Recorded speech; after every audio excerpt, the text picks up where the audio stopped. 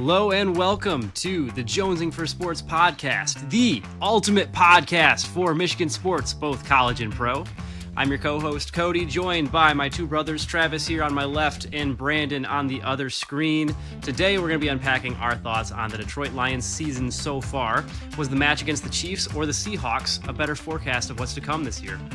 Then we'll dissect the recent Michigan Wolverines game against Bowling Green. Was this a bombshell performance or just a minor blip on the radar? And finally, we'll provide some thoughts on the unfortunate situation unraveling with MSU football. We've got a lot to cover today, so thanks for joining us, and let's dive in. Welcome to the Jonesing for Sports podcast. I love not having to do intros. I'm thankful for you, Code. It was really tough at the start. I had no idea how to make an intro, but I feel like it gets easier the more that you do it. I remember we used to sit waiting for you to think out your intros, and they were always really good, so it was worth it. They were probably actually better back then because you guys would just be like, Cody, intro, go. And I would just sit there like, we're going to talk sports. We used to hit redo on some intros. Haven't done that in forever. Sometimes. Well, also sometimes you'd ask us to, and I'd say no. Exactly. Can we run that back? No. No. Loved it. Perfect. Yeah, because it wasn't you. You don't have to deal with that. Yeah, I kind of do, because I would have had to edit it. That's fair. No, the people love it, Code. I should probably just add something super vulgar and awful to the end of those bad takes, so that way you have to let me redo it. Yeah, joke's on you. Still putting it in. You probably would. Well, where do we want to get started today? We've got pretty much Michigan, like you said, Michigan Lions, and a little bit of drama in East Lansing. But before we get into that, any quick shower thoughts? How you guys been? Before we dive head first. Oh, I had a really good one, but I hadn't been thinking about it. Now I'm going to be upset. I pulled an autograph Miguel Cabrera card the other day. Can confirm. It was awesome. My friend Jaron, shout out to you. He asked me months ago, maybe 7 months ago. He said, hey, I got this box of cards here. You want me to buy it? And I said, yep, grab it for me. And I've totally forgot. And then at the Michigan game, he's like, hey, I got a bunch of stuff for you in my car. He had a bunch of old books that the school was getting rid of. And then he also had this box of baseball cards. And in it was just the greatest surprise of that Miguel Cabrera card. Loved it. So shout out to Jaron. Thanks, man. I was meaning to ask you, being at your house this past weekend, are all those boxes on your table, are those unopened or opened? Those are opened. So Okay. Those boxes are empty. I kind of like the idea of keeping those boxes. So you should see the closet in my office. I have just a shelf full of empty card boxes. It looks a little bit like a hoarder's closet, but I just like the idea of if ever I get into card breaking for YouTube or whatnot, that I have those as backdrop material. Oh, well, that makes sense.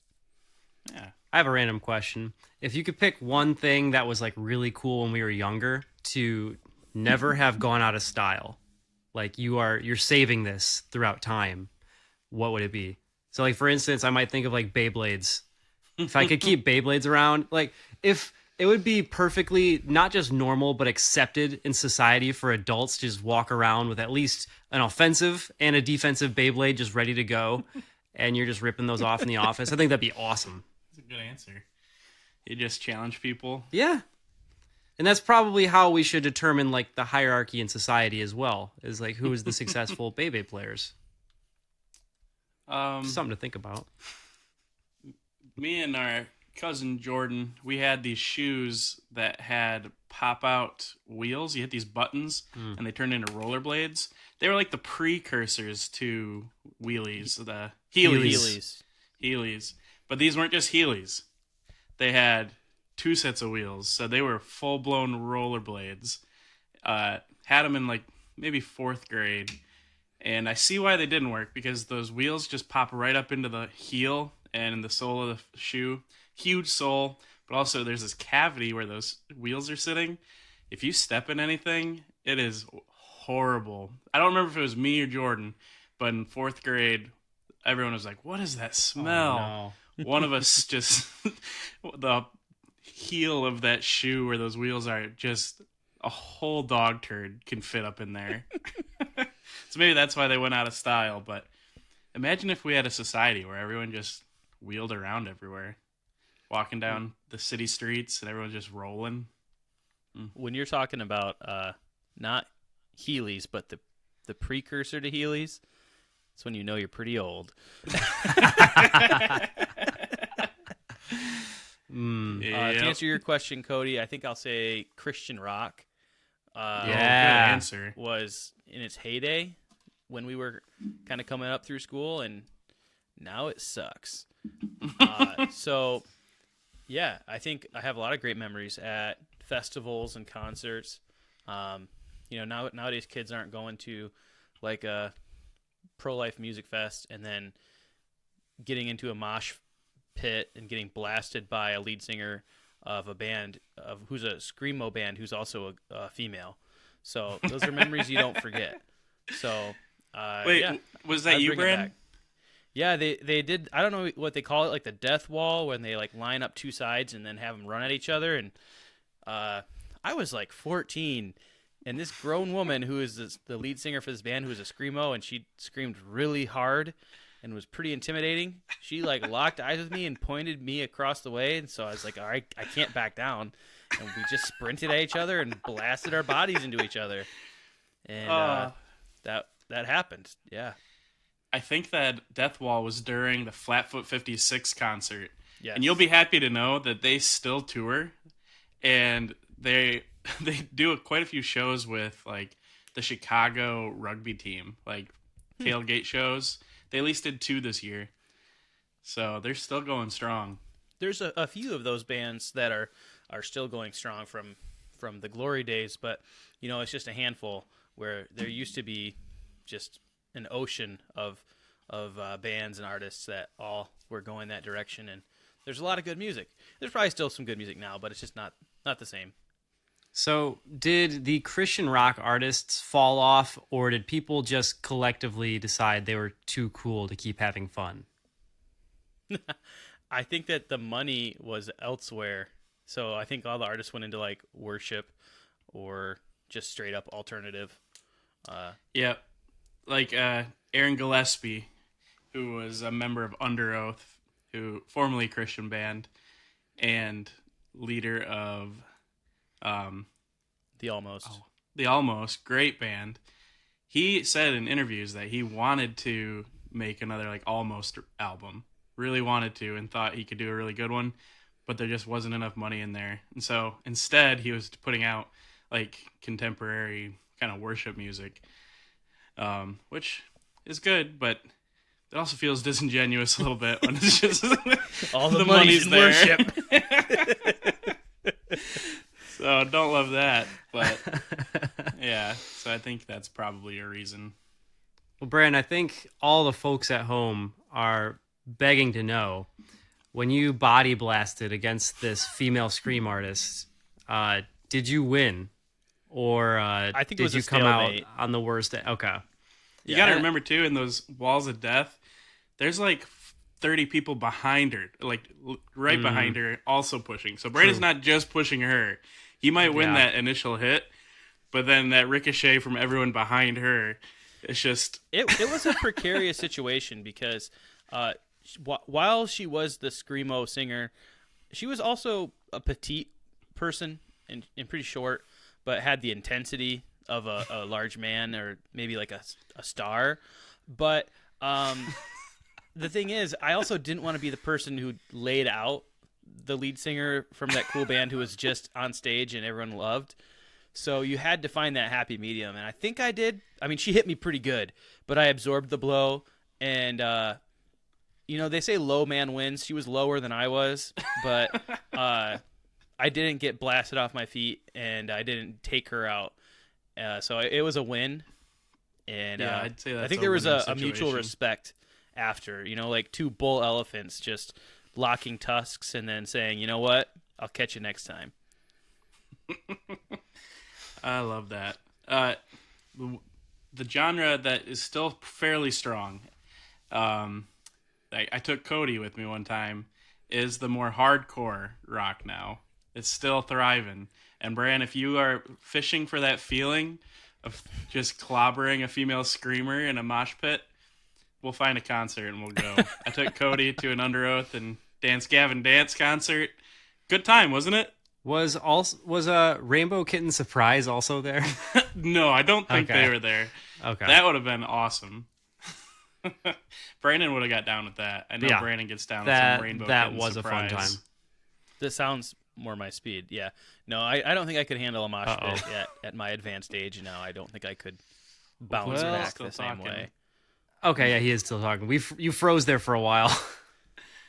You did too. Yeah, okay. Well, Okay. we'll make it work. Rainbow Kitten Surprise shows up on the front line of a lot of festivals. So we might just need to take a festival trip at some point. I mean, if it's more like my speed of festival, more like Group Love, then I'm down. I don't think I can handle the hardcore stuff. Well, I don't think it's all going to be like that. But I think like the Electric Forest is something that would be like a headline that you'd like, but also very much a lot of drugs. And it's in Michigan. So if you're into that sort of thing, that would be your perfect weekend. You don't have to partake of that part. But it's Secondhand there. high is a myth. That doesn't affect you really. Oh, man. Well, Code, take us to maybe what Yeah. the people are here for. Yeah. So we all know that you guys are typically tuning into this pod to listen to us talk about Pokemon. And Rainbow But Kitten Surprise. no, actually, continue to fill our Discord, particularly the mailbox questions, the mailbag questions. We haven't received one of those in a minute. So we love to hear those, love to hear from you guys. But without any more of that content, we'll dive into the meat of what we are here to discuss tonight, starting off with the Lions. The Lions have had already in just 2 weeks quite a roller coaster of a season, starting off with a phenomenal and captivating win over the Kansas City Chiefs, defending Super Bowl champion, might I add, Kansas City Chiefs, and then suffering a heartbreaking loss to the Seattle Seahawks this week, also bookmarked by a whole slew of injuries as well. Guys, the one question that I have for you is, was our Week 1 win or our Week 2 loss against the Seahawks a better determinant, a better forecast of what's to come for the Lions this year? I just want to give you guys a heads up. I'm feeling a little negative tonight, and so if you guys want to just like pump up the positive vibes to combat that, just feel free. Maybe go first. It'll be prevalent. So, disclaimer, take it away. You can't go first. I think we need to end with you With me? because I'm also feeling a little negative. All right, let's get Oh the yeah, negative. code. Let's get the negatives out of the way, and then I'll bring us back. It has nothing to do with just my current vibe or life. It has everything to do with, this past weekend was an ugly weekend of sports in the NFL. Lot of bad injuries. If you saw that Nick Chubb injury, that was a nightmare. And the Lions got a lot of injuries too, to some pretty key pieces. We're talking, C.J. Gardner-Johnson looking like he's going to be out for the entire year. Vaitai going to miss some time. Not sure how long David Montgomery might be out. Who am I missing is also placed on the IR. James Houston is gone now as well. So Now he'll never We're- get to play more coverage snaps. exactly. So my one concern about the Lions this year, actually there are a couple. I always harp on the interior defensive line, but the other thing that I didn't love about this team going forward, the thing that gave me a little bit of hesitancy, was that those areas that we perceive as strengths were very, very shallow. The Lions, although we have a lot of talent, is not necessarily a very deep team. And, if you're going to have a really successful season with a team that shallow, you have to get really lucky on the injury front. Sometimes you get that. Other times you get the San Francisco 49ers. And, man, if we are on pace to have this many injuries every game, I don't think that's going to be the case. But man, we're looking like we could have a Niners type of season with the amount of players that we lost week 2. That was so disheartening. And that sucks. That sucks big time because we should be riding the high of beating the Kansas City Chiefs. That's what we should be able to be talking about, but we're not, because I think week 2 changes a lot when you're looking at the immediate future of this team. All right, so I get to be negative next. To answer the original question, is week 1 or week 2 the bigger indicator of what is to come for the Lions? I'm going to cheat and say that I think both are a true indication in that. Ooh. Yeah, shut up. The reason I say that is I truly believe that the Lions are a good football team. Now, Cody mentioned some of the depth issues that are going to hold us back, but the big issue is that they're not a great football team. And if you're a good football team, you're going to have, just like they had, a week where they're going to beat a team that you think, wow, that was a great win. And then the very next week where you're thinking you're feeling pretty good, they're going to have an inexplicable loss. And like last year, they were actually pretty good.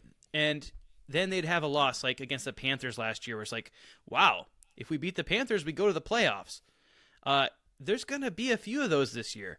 And so I'm very much projecting that the Lions are going to get back on track and then they're going to fall off track.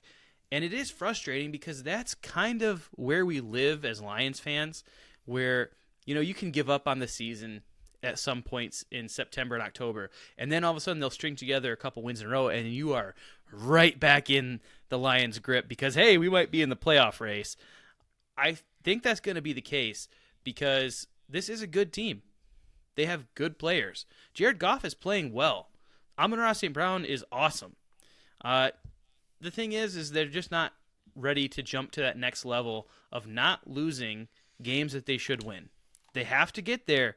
That Seahawks game was right there for the taking. The crowd advantage that they had at Ford Field should not have been squandered. That is a disservice to the fans at Ford Field who were as excited as they've ever been for Lions football. I just got to harp a little bit on the draft picks. I like all of the players that Brad Holmes picked. I think they're good players. Jahmyr Gibbs, we've seen him. He can be electric. He's touched the ball he's rushed the ball, I think 14 times or something like that. I mean, if you're drafted him that high, why are you not giving him the ball? Sam Laporta looked awesome last week.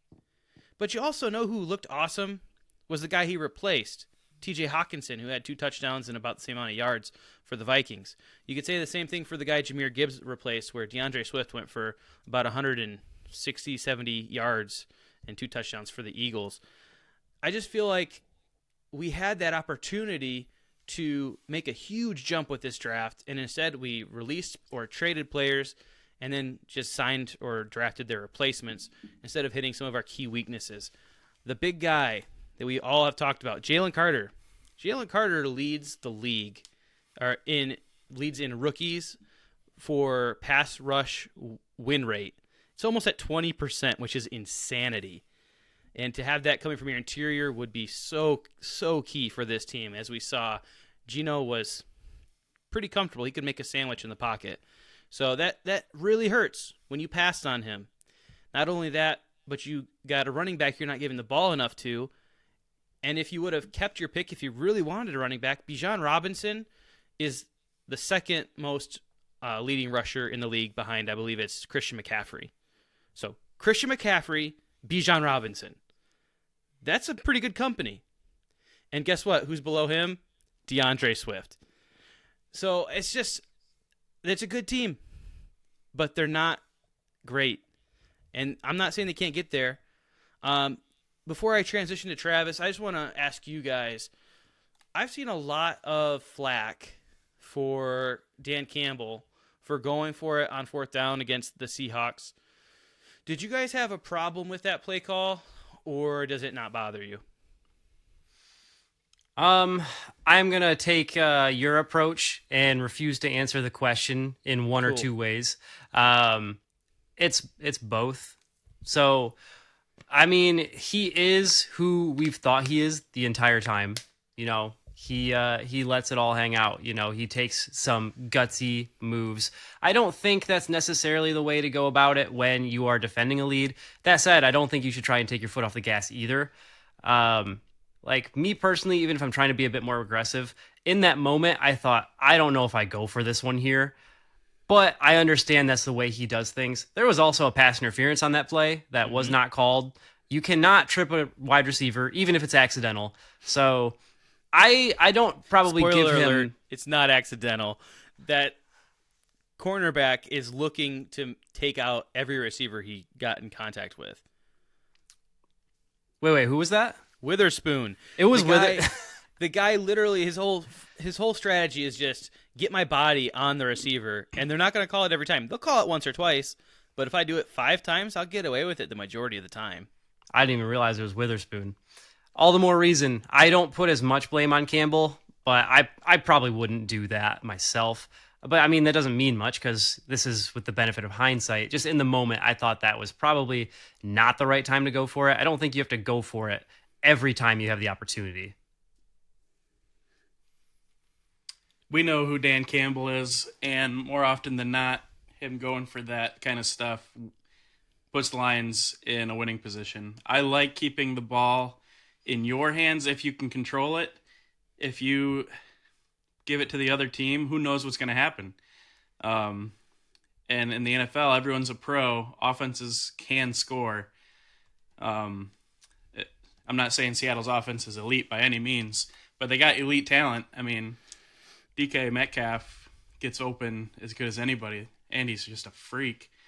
So you give the ball to the other team, I don't love your chances in that scenario, and I think that's what Dan Campbell thinks every game, is if we've got the ball and we got a chance to keep the ball and keep it out of our opponent's hands and win the game because of it, then he's going to go for it. And I'm okay with that. You're going to lose some because of that for sure, but you're going to win a lot, and we've seen him win. He beat Green Bay because he did that. He beat last week. He beat the Chiefs because he went for it. I think that's a perfect summation of the gulf in talent between our offense and our defense the past few years. We need to score and put as little pressure and faith into our defense as possible.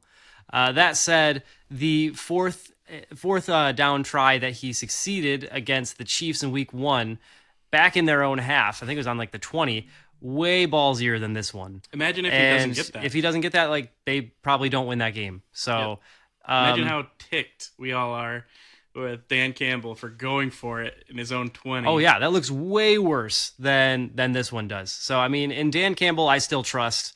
And the law of averages, you can't get every single one. You're gonna lose some of them. That's just the way it works. With how gutsy he's been, he does get him to go the majority of the time, like you said, Trav. So I don't hate it. Yeah, it didn't bother me. I just saw most people seem like they were really upset about it. I thought, well, if you like it when it succeeds, you got to accept it when it doesn't because it won't succeed every time. So, all right, sounds like we're all on the same page there. Travis, tell us why we need to think that the Lions are going to be A-okay.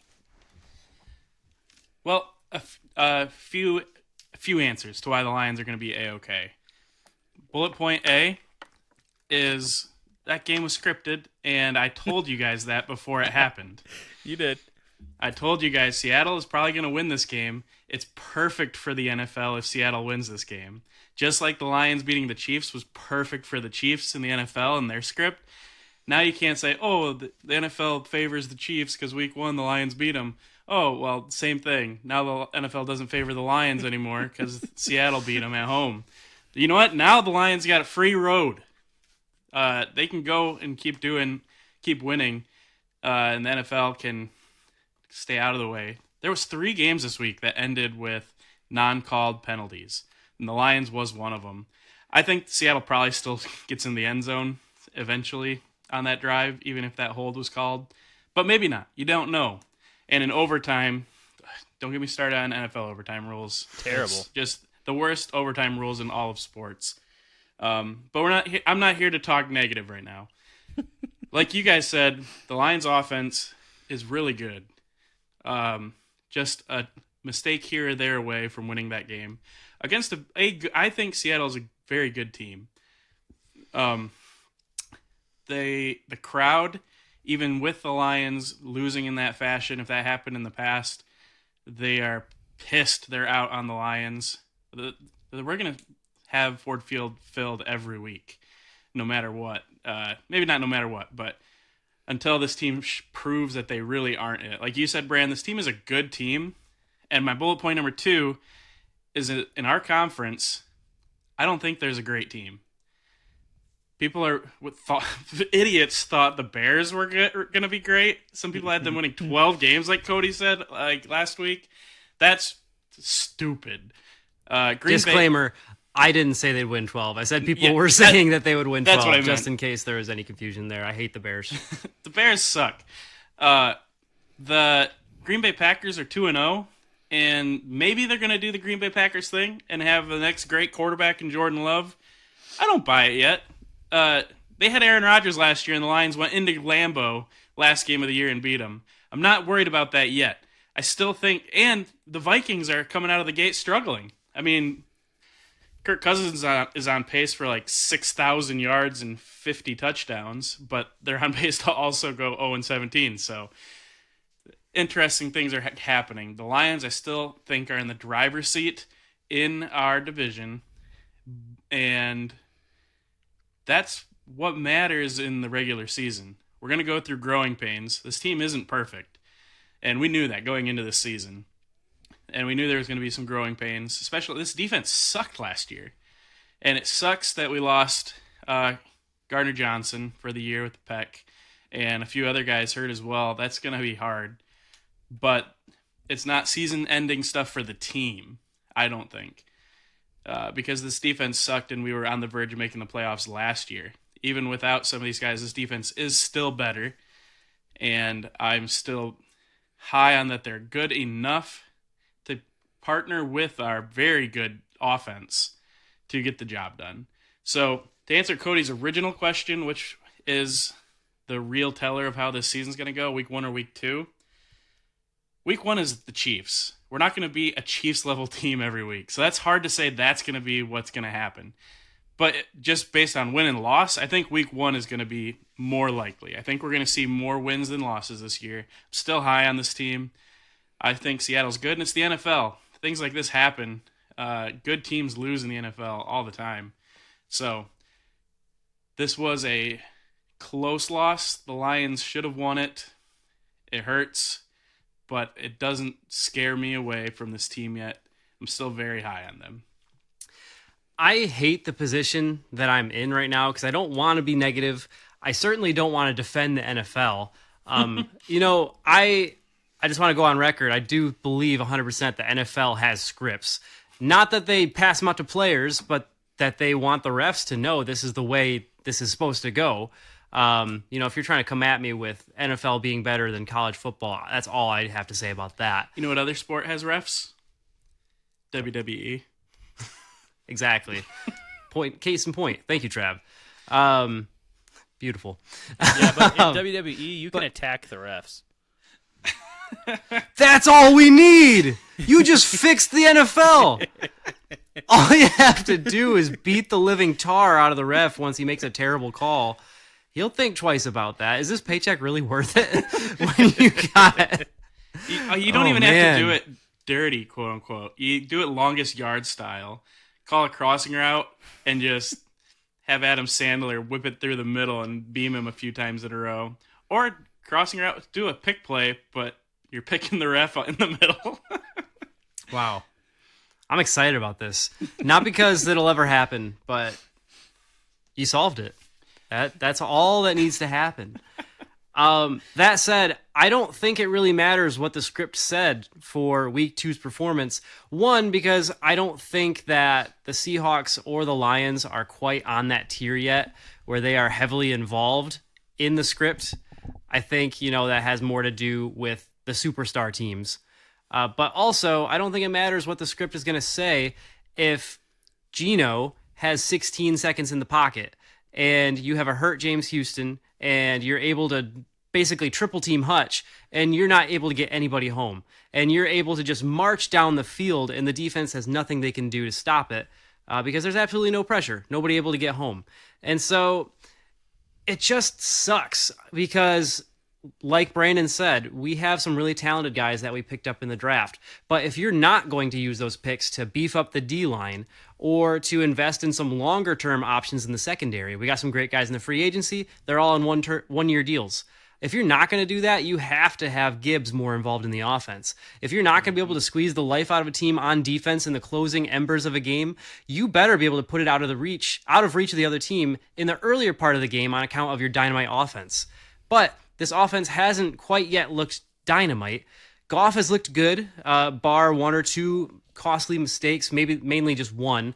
And that's one positive that I will say is that that's one big mistake after a huge streak of not having any interceptions. So I don't really hold that against him. It was bound to happen at some point. He really ended that streak with a bang. Yeah, exactly. Ending the no-pick streak with a pick six, that hurts. And that completely flipped the entire outlook of that game. So I put a lot of it on that. Not necessarily on Goff, but just how it just didn't work out. But all that is just to say, defense wins you close games. And if you are going to have a very, very shallow defense, you're going to be not necessarily having the depth at positions that matter, like the D-line, then you're going to need to be much more explosive on offense. Gibbs is ready. I know he's young, but you have to get him involved. You've seen the talent that he's able to showcase, and now there's no David Montgomery. And so with no David Montgomery, he better be an absolute showcase of this offense. If not, what are we doing? And if not, we're going to find ourselves in a lot of games like that against the Seahawks where one little mistake could be all that needs to happen for the Lions to lose yet another heartbreaker. Here's another point of positivity. There are not many NFL franchises and their fan bases that are super happy with where their team's at so far. I'll run through a few that are historically good teams in the last few years that we expect to be really good this year. They're not quite that. Like Buffalo, 1-1. The Lions already beat the Chiefs. Pittsburgh 1-1. The Bengals, are they even going to be good? They look atrocious so far. I'm sorry, Cody, to your fantasy teams with Joe Burrow. Yeah. Still on the trading block. The AFC South is a joke. Jaguars aren't that good. Colts are a rookie quarterback. They're not going to be good. Titans suck. Houston sucks. That's your rookie quarterback. You really... He's a rookie quarterback, and the team's not good. And they got a running back who's never going to play for them ever again. He was hinting at a comeback. Did you guys see that? I don't even remember what he said. He posted an Instagram post of him working out in the Colts facilities. Something like soon or like ready to get back at it or something like that. It wasn't quite that on the nose, but I think he's coming back. He's coming back, but I don't know if it's going to be for the Colts. So the Chargers, historically good team, 0-2. Denver Broncos, they suck. These teams that have great fan bases are not in happy places. The happiest teams probably right now, Cowboys, I still don't believe that they're going to be they're not a Super Bowl team in my opinion. Everyone always thinks they are, and then they crap it away. Just wait till playoff time. It won't matter. Eagles are awesome. And then the NFC North. It's the Lions to lose at this point. Green Bay looks pretty good. They're 1-1 though also. So things can happen. There's not that many teams that are super happy with where they're at right now. There's a lot of parity in the NFL. And that sets up really good for it if we're talking just Lions to make the playoffs. You know how happy we're going to be if the Lions would just make the playoffs? I think we're going to be stoked. I can't wait for a Lions playoff game. I will be happy, but I won't be satisfied. Yeah. Because at the start of this season, I wanted to win the North. That was the goal. But beyond that, that was more so the expectation. Looking at the talent on this roster, we have what it takes to get it done. This has to be the year that we get it done. I want one playoff win. Mm-hmm. Beyond that, everything else is gravy. And I don't want to sound too spoiled here. If I get one playoff win from this team, I might go streaking.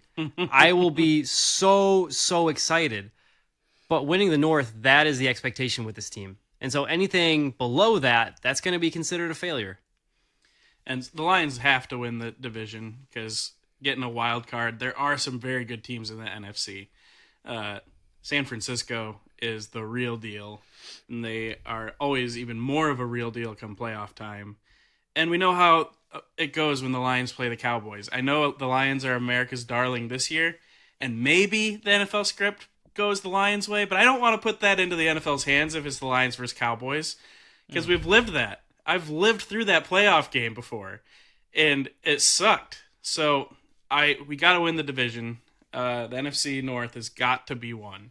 If it's won, that next playoff game, it's going to be exciting. So I'm still optimistic.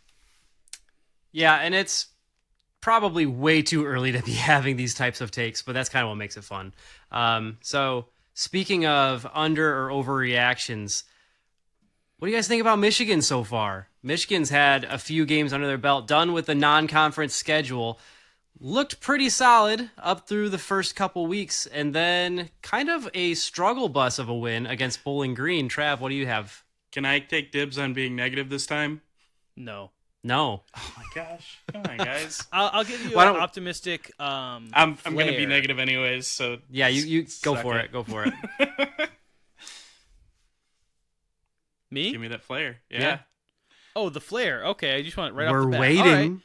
So, can I start negative and then go positive? Yeah. Okay. Yeah.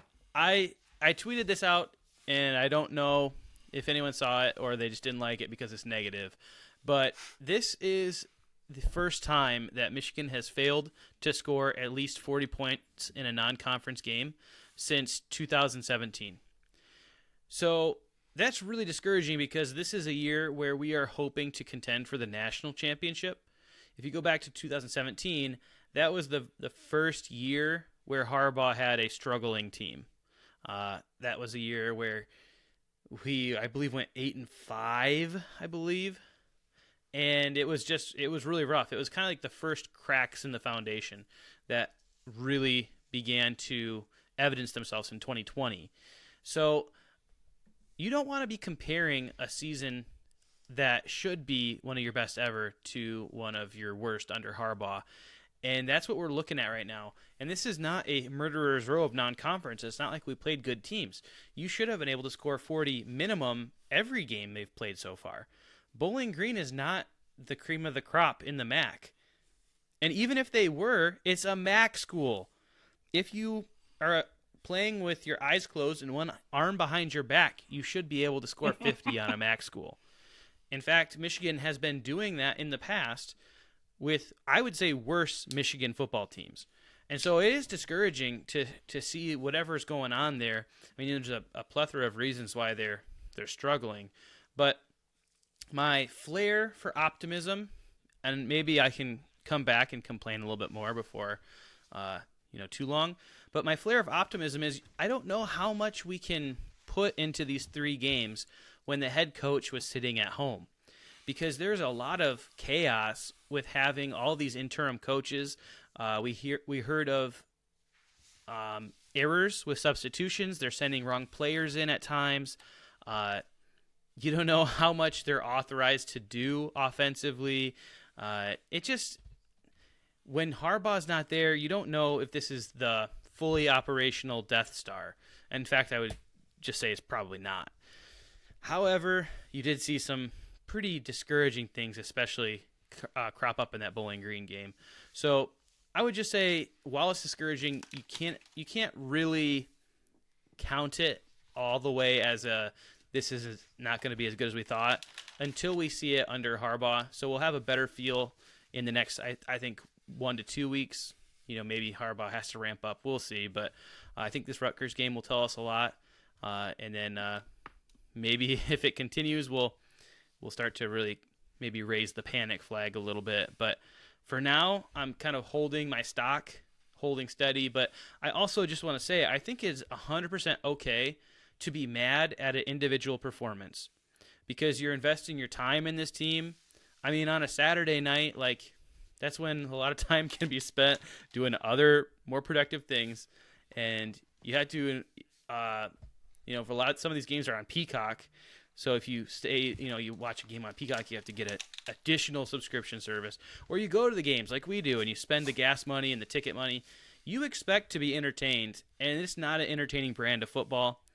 The last thing I'll say, I've seen a lot of people say that the players and the coaches are kind of sleepwalking through this schedule. And to that, I say bullcrap, because playing in the Big House in front of the largest crowd in America, especially under the lights, and they're debuting these new lights that are awesome, and you can't get up for that. A man can only have a handful of moments like that in their entire life, and you're like, well, it's not Ohio State, it's not Michigan State, so why even bother?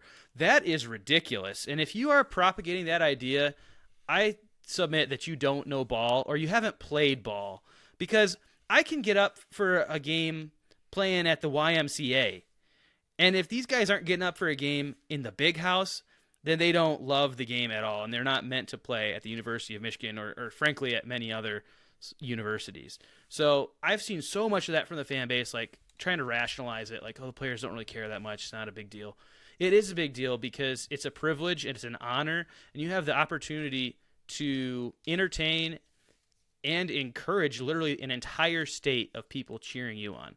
So that's all I got to say on that. You guys take it away. You go. Okay. We preseason talked about how this feels like the greatest Michigan team ever in our lives. I know we have a national championship team in our lives, but this team, the talent, coming off of back-to-back Big Ten championships, back-to-back playoffs, and seeing the improvements that we thought we'd see. That's been horse crap so far. I have no hopes of a national championship right now. I'm going to keep cheering for it. This team could.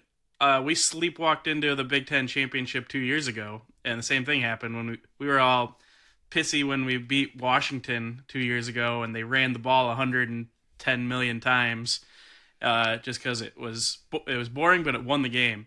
This team's still winning, but they are not doing it pretty. They're not doing it in a way that we're seeing a lot of things that are very concerning.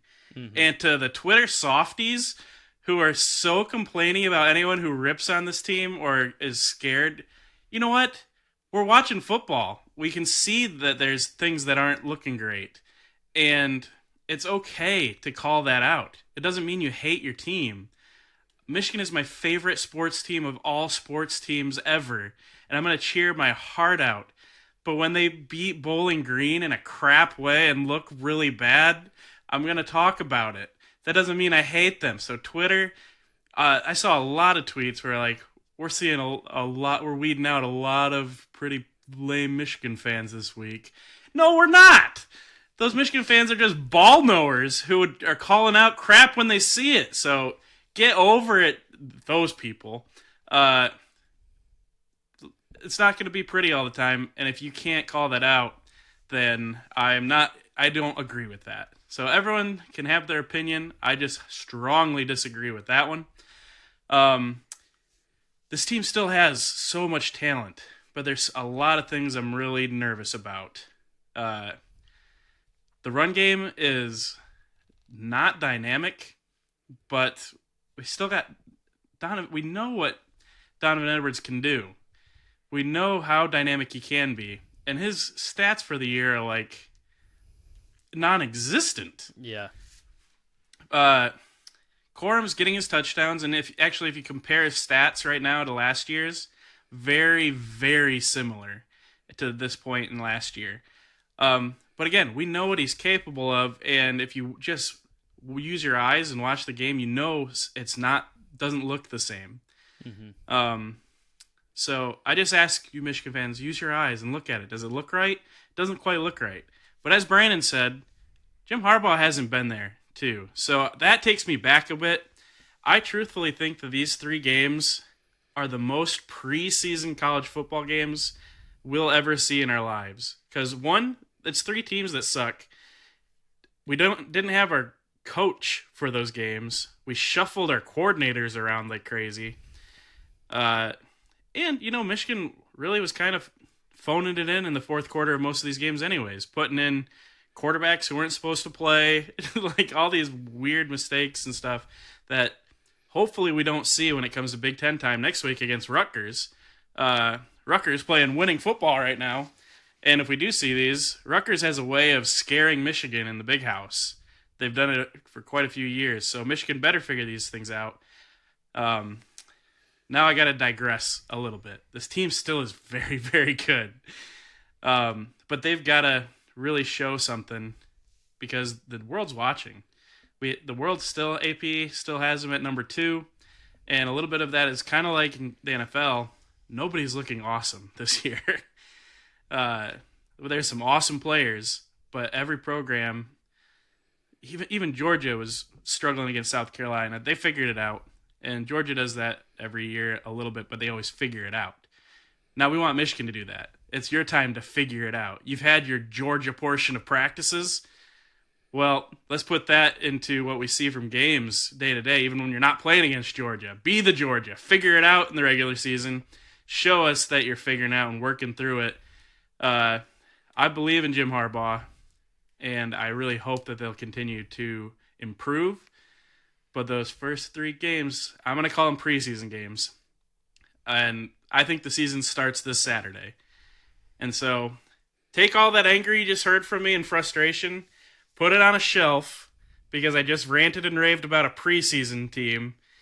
The Lions went 4-0 in the preseason where they lost every single game. So preseason means nothing. These games or practice. The season starts this Saturday with Rutgers. And we'll react from there. I will react from there. Yeah, sure. So I agree with a lot of what you're saying. The one thing with that preseason aspect is you're looking to build in the preseason to what you want to see in the regular season.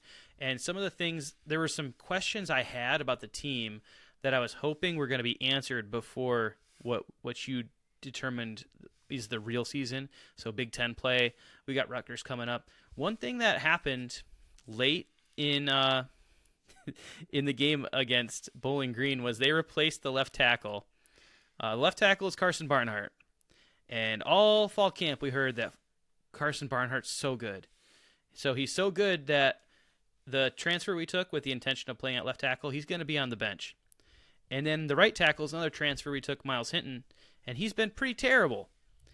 And they took Carson Barnhart and put him at right tackle, and they put Ladarius Henderson at left tackle. Now, that was for in the third quarter of the game, and they asked Harbaugh about it, and he pretty much just declined to answer why they did that. He's like, I don't know if there was an injury. I don't know what they're doing. So he's playing that close to the chest. It tells me that they are not happy with the offensive line play, specifically the tackles.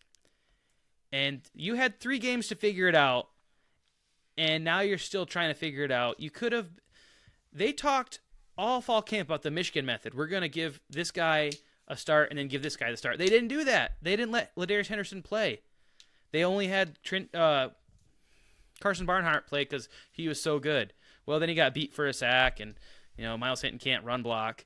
So now they're trying new things, and they're going to continue to try new things into Rutgers week. So it just feels like a waste opportunity. I think it's a part of the whole Harbaugh not being there to help them in game. Like, hey, this isn't working. Let's try something new. So it is frustrating because you did have a preseason type of run up to the season, and I feel like they didn't really make use of it. You would have liked to have seen them find ways to get Donovan Edwards into a rhythm.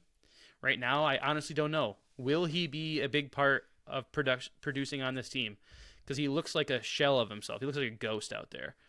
Yeah, there's just a lot of things. There's a couple others that I was thinking about earlier, but I can't remember them right now because I had other things I was frustrated by. But this is a really good team. It's a fantastic team. That's why there's concern.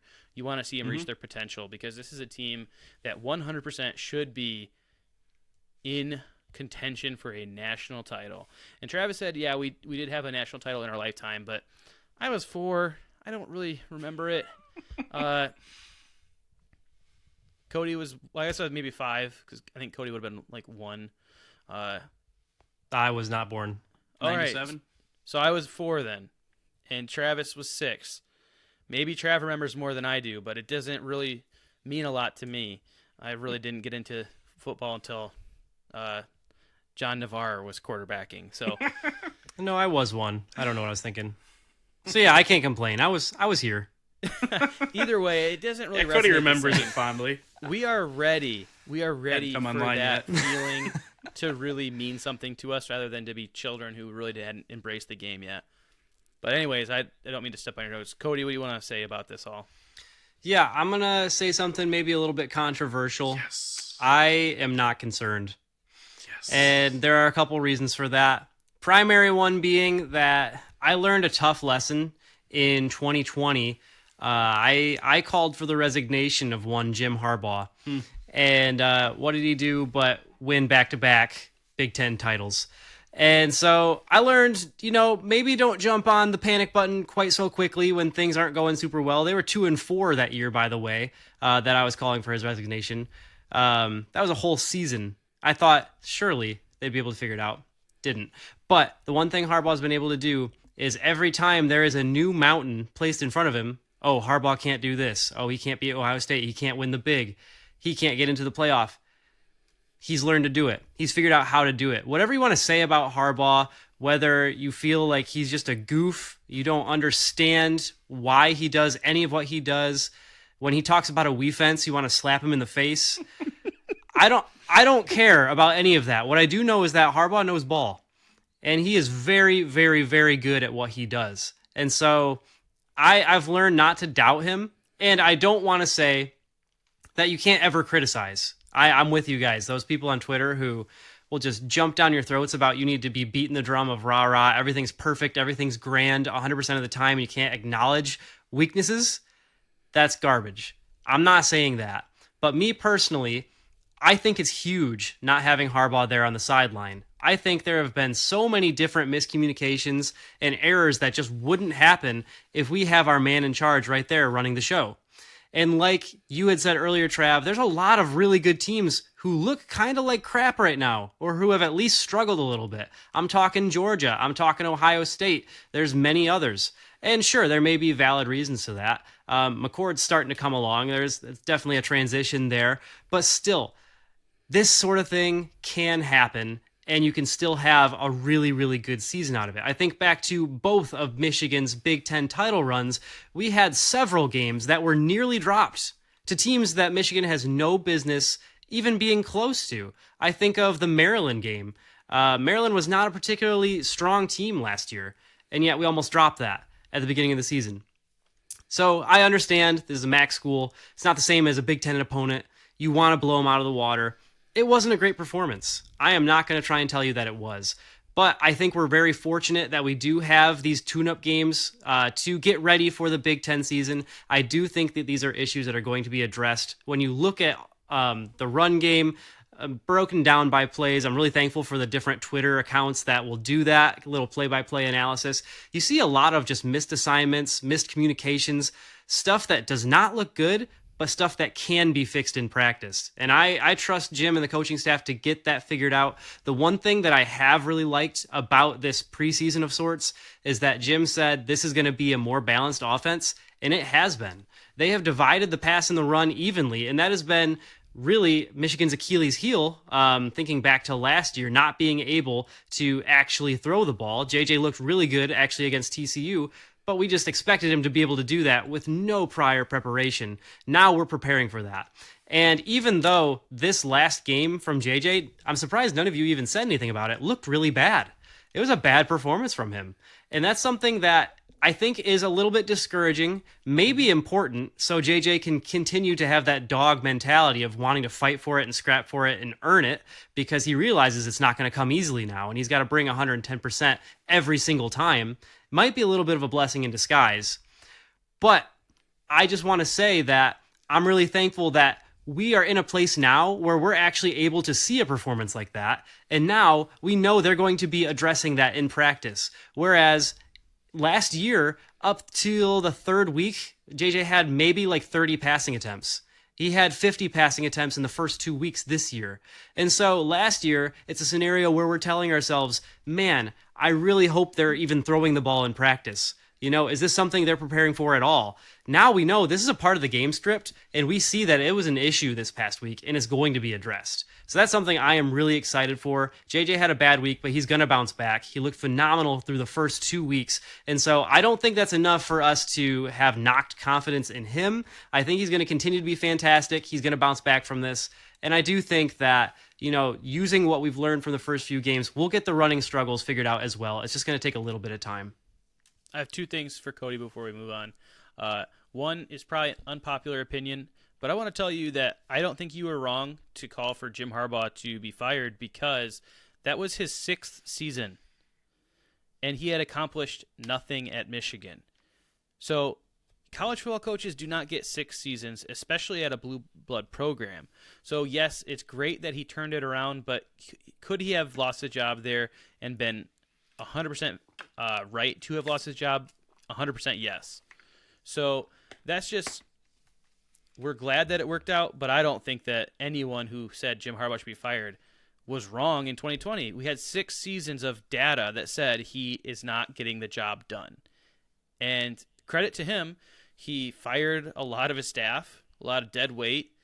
Bye-bye, Don Brown. Thanks for nothing. He got the guys in place that could actually coach to win against Ohio State and to win the Big Ten. Now they've got to take that next step. So that's what we're waiting for. The other thing about JJ... I do have pushback on that. Go ahead. Do you think that you say that coaches don't get 6 years at a blue blood program? Do you think that's the way that it is because that's the way that it is, or that's because it should be the way that it is? Like, I guess phrased better, do you think that is more so just the expectation that we place on them because we're impatient, or because that's actually the most effective way to ensure success? That's a good question. I think that generally administrators are too impatient.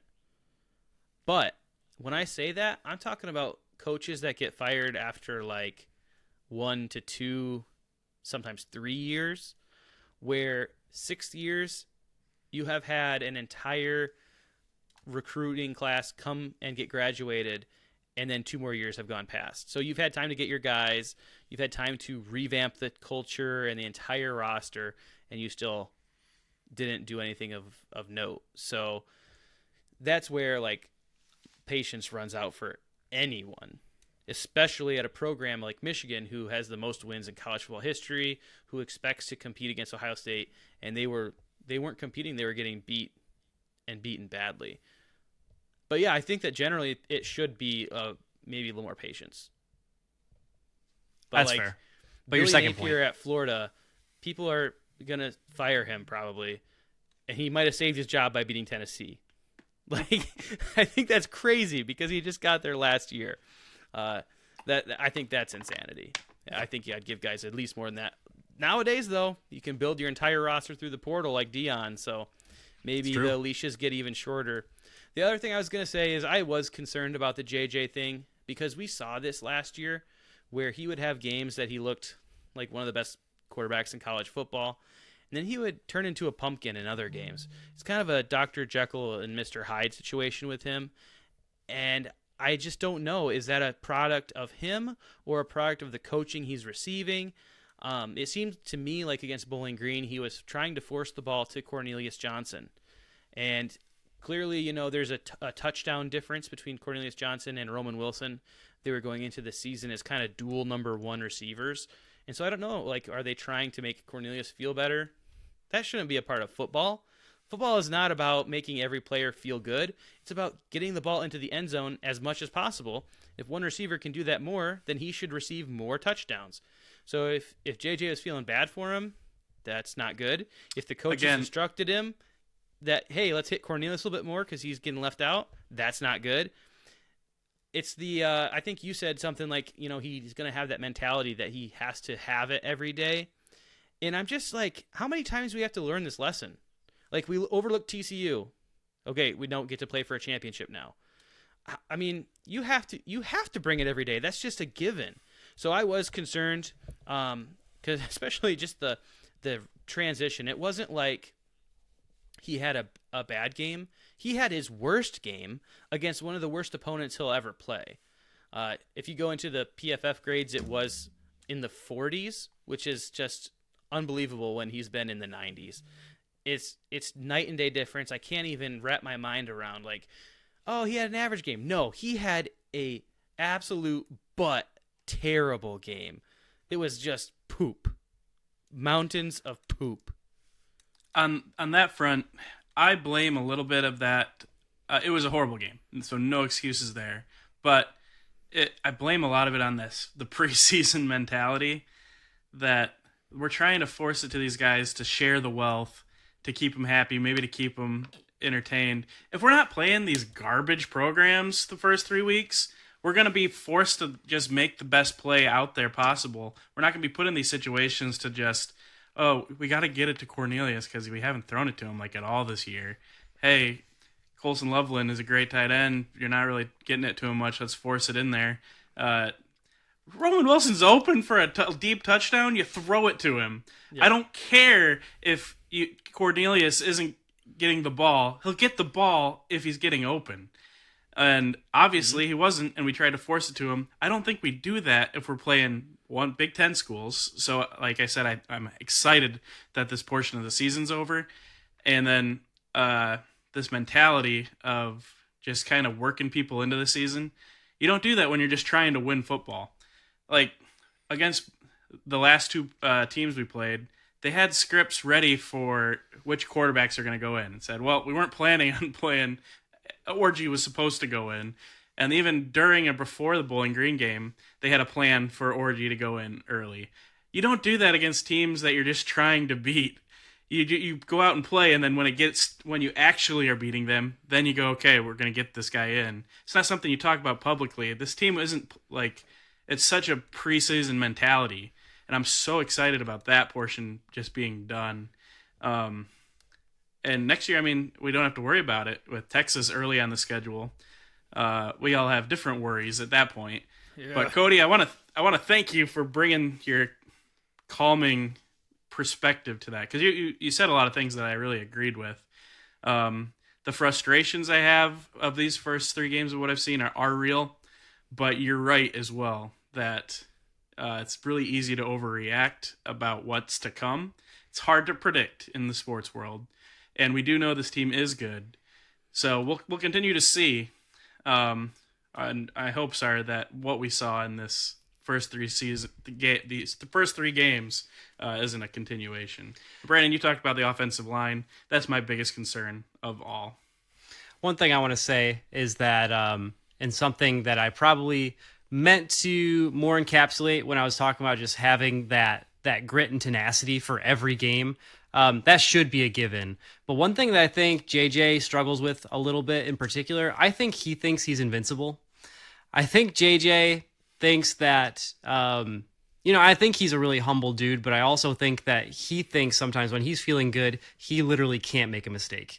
And he can just fit the ball into the tiniest of needles and really do some reckless things. Man, I really am becoming Jim Harbaugh. Just run the ball. 3 yards. We don't need to. The forward pass was a mistake. I see that sometimes. Like, you look at his interview after week 2, and he just says, "Man, I feel amazing. Like, my arms never felt better. I'm hitting guys in stride. I just feel great." And then week 3 happens, and he has 3 picks. It gave me Revenge Tour vibes. Like, they were riding so high. Like, we're gonna take on the world. We're the better team going into this. Every time this Michigan team gets that kind of vibes going, you fall. It might just be as simple as pride comes before the fall.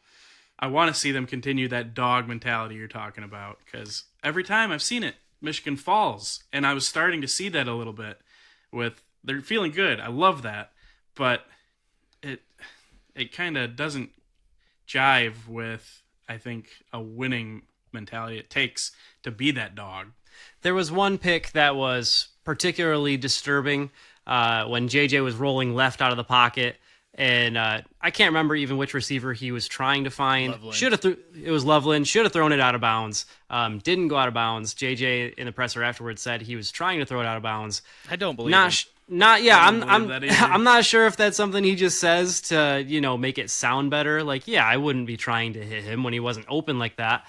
But if you can't even throw it out of bounds, like, that's maybe even more concerning. Out of bounds is the biggest it's receiver. The biggest you'll ever receiver, throw to. Exactly. So like. So I don't know. There's a chance that JJ takes that and just says, that won't happen again. I have a perfect arm. But there's also the chance that that was maybe a bit of a humbling performance for him. And hopefully he can just know he's got to be a bit more careful and he's got to be a bit more smart moving forward. I'm sure Harbaugh is going to be really in his ear about that because that's his whole thing. If he does whisper to quarterbacks, truly, that's what he's telling them. Don't you dare freaking throw this ball to the defense or I will put you, he won't put him on the bench. But that's what we saw in the early careers of every quarterback Harbaugh's ever really coached. They will look like an awesome gunslinger, and then by the time they spend more time with this Michigan team, they start overthrowing receivers and just trying to do everything they can to avoid throwing a pick instead of just focusing on throwing tutties. And so I think he's going to be in JJ's ear about this. I think it's going to get corrected. But you're right, Bran. It is a bit concerning because it has happened before. So I can't say with 100% certainty that it's all going to be in the rearview mirror, but I do think we have reason to be hopeful. So just the last thing I wanted to point out, you guys mentioned that JJ sometimes feels invincible. This is something I was hoping they were going to get ironed out in their preseason, quote unquote. If JJ happens to not be invincible and he takes a shot and he has to exit the game for an injury or maybe just a series or two, the confidence in QB2 is at an all-time low. Alex Orji has not thrown a pass in this preseason. 3 games worth, he had opportunities to get this guy in the game, and he only comes in and runs the ball in a wildcat formation. You get Jaden Denegal in there against Bowling Green. He doesn't attempt to pass. He just hands the ball off. We got Davis Warren, who is 0 for 3 with an interception. We have Jack Tuttle, who ran into the carts and hurt his shoulder, so who knows if he's going to be good to go. It's a comedy of errors when they're trying to prepare a quarterback too.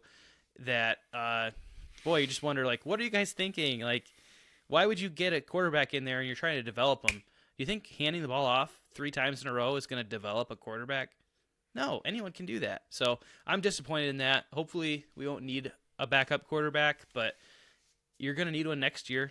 So you might as well work on him. That's the last thing. I just that really bothered me, the usage of the second string quarterback. That's been one of the biggest fails in my opinion. Despite the positivity I'm trying to bring to this, I hate that.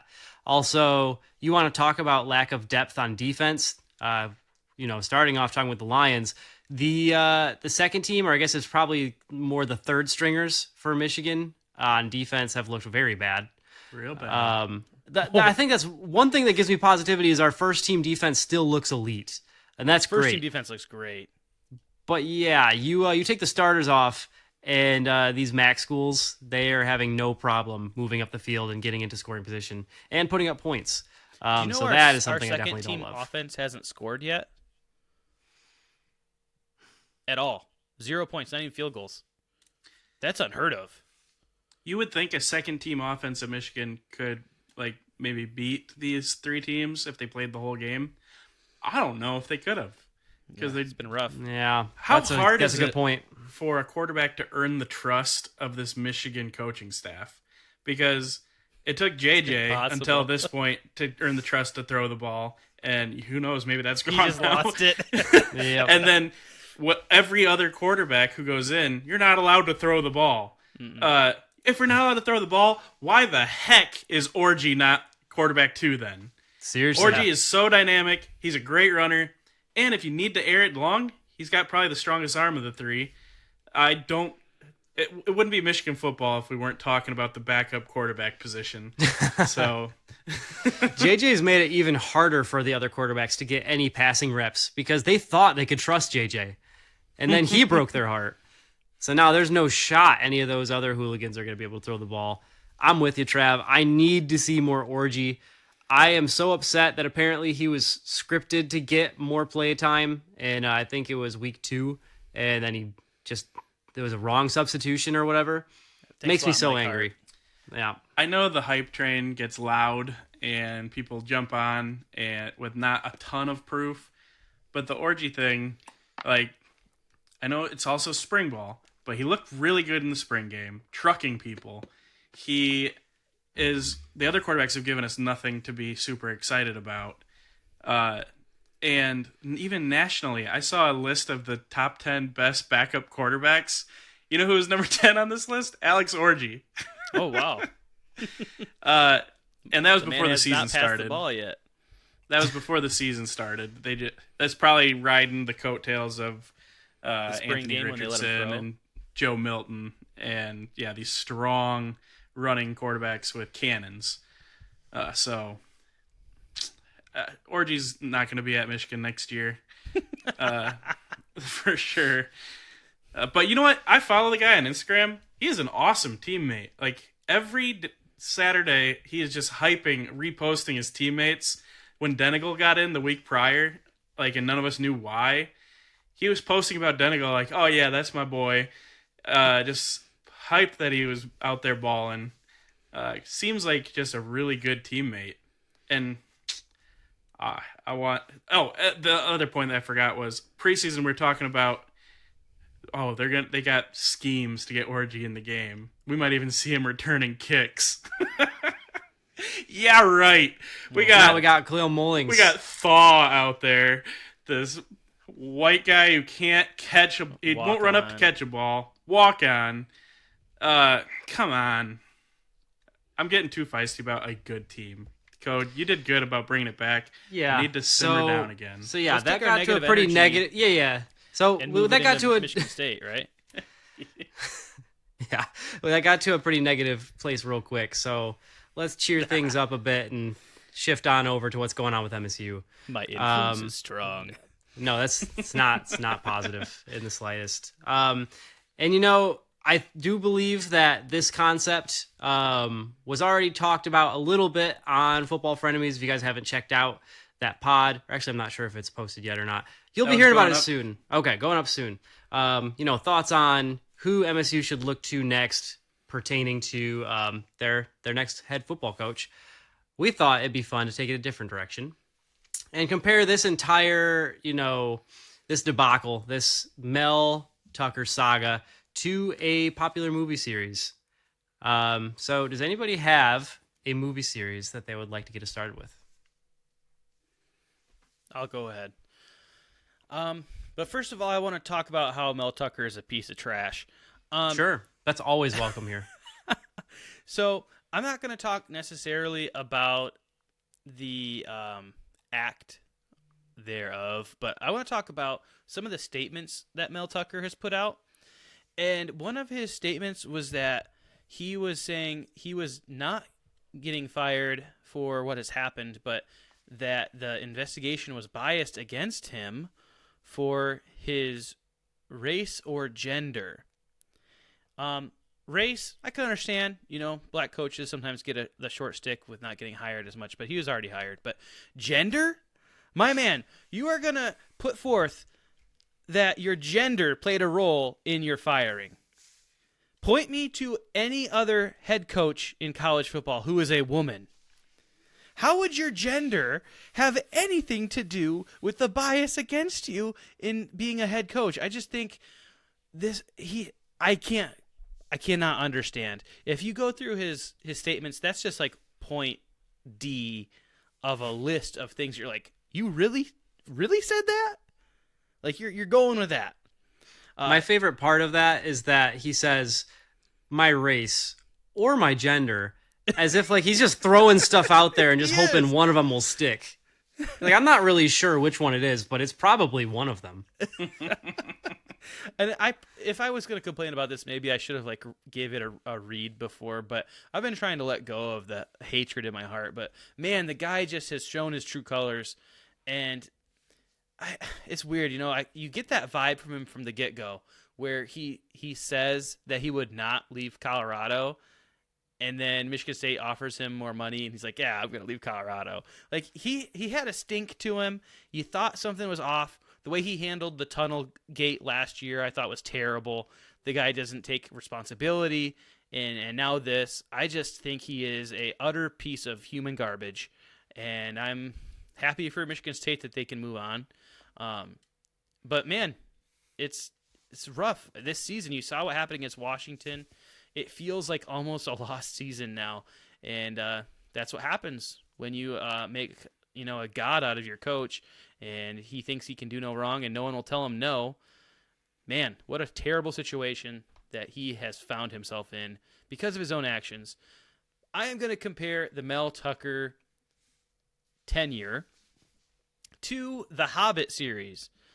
The reason I do that is you go back to the Hobbit, there was an appetite for more Lord of the Rings content. And you go back to the original Lord of the Rings trilogy, it was just, some of the greatest movies of all time. And for Michigan State, the Mark D'Antonio era was like the high days of Michigan State football. They were running the Big Ten for a minute there, and then it did fall off at the end. But when Mel Tucker came in, there was an appetite to see it revived. And then The Hobbit came along, and the first one was, okay, but definitely not up to the standard. And that first Mel Tucker season, they beat Michigan, but otherwise they were terrible.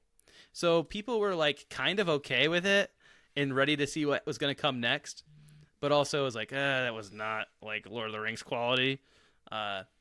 So we get into season 2, and we get into the Desolation of Smaug. And man, that movie was really good. I really enjoyed that movie. And Michigan State fans really enjoyed 2021. To beat Michigan when Michigan was undefeated. Kenneth Walker has a historic season to win I believe it was the Peach Bowl. Yeah, that's a fantastic season. Everyone's happy. And then the last 2 seasons, whatever this partial season you want to call, utter garbage. The Battle of Five Armies should never have been made in the state it was. One of my least favorite movies because it's just so poorly made. And the last 2 seasons have been so poorly coached. And I guess now we could say so poorly handled by Mel Tucker.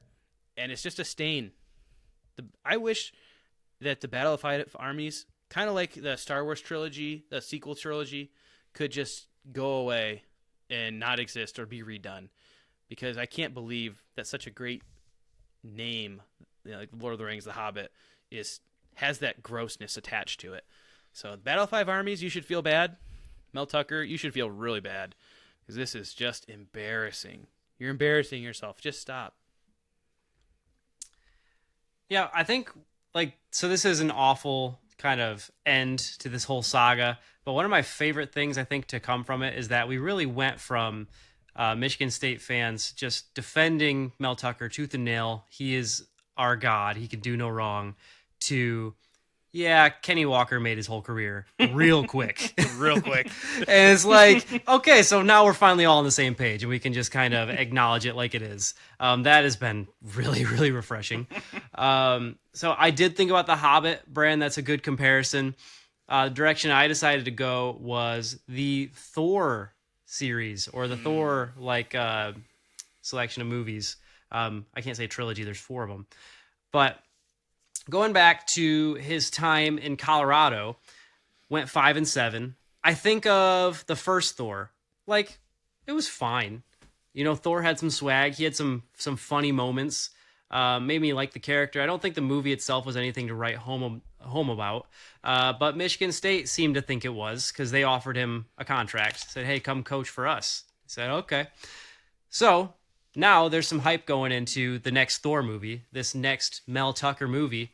And, he follows that up by winning 2 games in 2020 with the second Thor movie. What's it called, Brandon? Help me out. It's my comparison. Dark World, thank you. I forgot because it's the most forgettable movie maybe in the entire Marvel saga. I liked it. Trav liked it. Nobody else liked Dark World. And I couldn't even tell you the premise. There's a dark elf and there's a red ether. And he and Loki have some sort of buddy cop type of dynamic going for that movie. But nobody else liked it. It was awful. And Mel Tucker really struggled that first season with MSU, but it was the COVID year. It was his first year. Give it time. Let's give it some steam. Who knows what could happen? And then lo and behold, the patience pays off. Mel Tucker gets 11 wins and produces maybe the best Marvel. I'm not going to say the best Marvel movie. One of the best Marvel movies that has been made, Thor Ragnarok.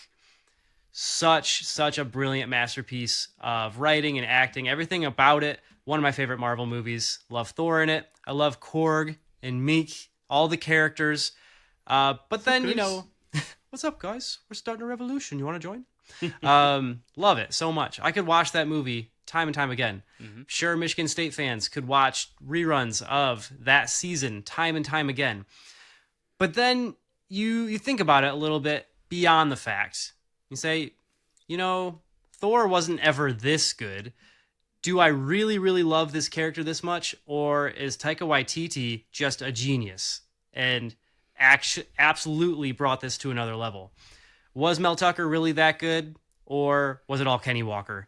And it's proven by the fact that the secondary, his specialty as a coach, was absolutely atrocious. You start to wonder. And then you have one more season, and sure enough, Michigan State only gets 5 wins. Thor, Love, and Thunder, nothing to write home about. I was very disappointed coming off the end of the 11-2 season that was Ragnarok, and you're just left a bit disappointed. You want more, you're expecting more, and you realize, you know what, maybe this character wasn't all that I thought it was. And your Taika Waititi, Kenny Walker, isn't the hero that you made him out to be. Because now, when he's playing for the Seahawks, he says that he, played at Wake Forest, not MSU. So he even disowns the program. And he couldn't make a good fourth movie for... I'm forgetting his name of my character. I'm stumbling over my words. Thor. Couldn't make a good fourth Thor movie. So... a lot of words in a long amount of time to say that I feel like the Mel Tucker saga was the Thor 4 movies. Hot take. I like it. I've got, first of all, I actually did like Thor 1, and I didn't mind Thor 2. I thought it was good enough. Okay. Big. And then I loved Ragnarok. And I think that Thor, Love, and Thunder should be on the Mount Rushmore of worst Marvel movies. So worse than the first 2? Yes, by far. By far. Whoa. I agree. Love and Thunder really, really angers me. Well, that might have to be a Twitter or Discord question of what's the Mount Rushmore of worst Marvel movies. Yeah, I love that. Love and Thunder's on there for me. It might be for me. I got to think about it, though. Trav, what's your movie comparison? Well, I'm going just a little bit out of left field. I'm in the movie world, but I'm going reality with movies, and I'm taking this Mel Tucker era as the COVID era of cinema, which is a risky thing to compare, but more so I'm talking financially. And kind of how it's going to look moving forward. So when COVID hit, movie theaters were hit so hard. Mm-hmm. No one was going to movies. And people thought, are the theaters ever going to come back? These huge movie companies were now streaming movies to Max and Netflix. You could watch a premiere of a movie and stream it. And Disney Plus. And they were making a lot of money from it. And so people are wondering, are people ever going to go to the theater again? And honestly, it took till about this year, I think, for me to feel like theaters were kind of coming back. Like when we went and watched Oppenheimer, with Barbie, there's a lot of big movies that have come and people are filling theaters again. And it took about 3 years for that to happen.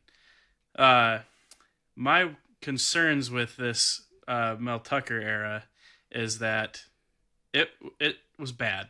It was not good era. So we're getting to the COVID of it, where financially Mel Tucker is going to fight this, not to keep his job. He's not going to be Michigan State's coach anymore. But financially, he's going to fight this. And you know who does not work fast? The legal system. Mm-mm. This is going to be tied up in the legal system for a long time. And Michigan State, there's a chance that it's going to be hanging over their head for a long time the rest of his contract.